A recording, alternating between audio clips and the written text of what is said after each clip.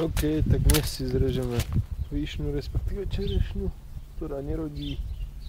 jednoduchými rezmi, aby sme ju na jar mohli zaštiepiť.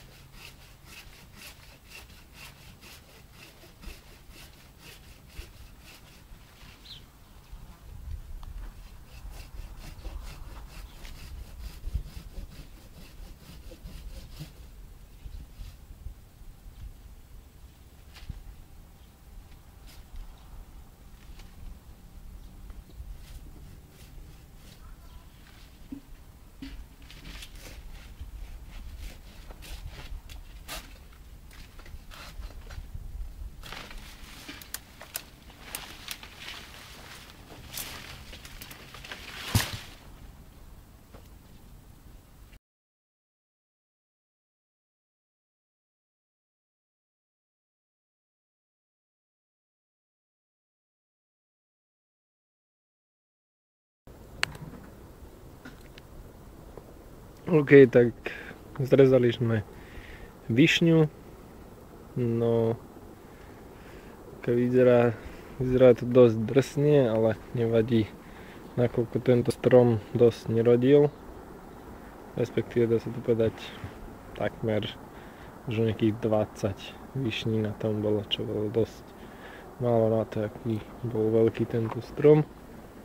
Takže sme sa rozhodli, že teda som sa rozhodol, že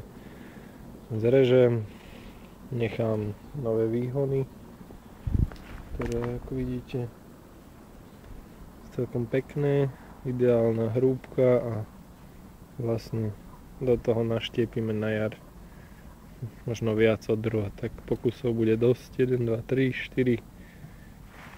5, 6, 7, 8, takže snáď aspoň jedna z 8 sa nám chytí, no takže toľko.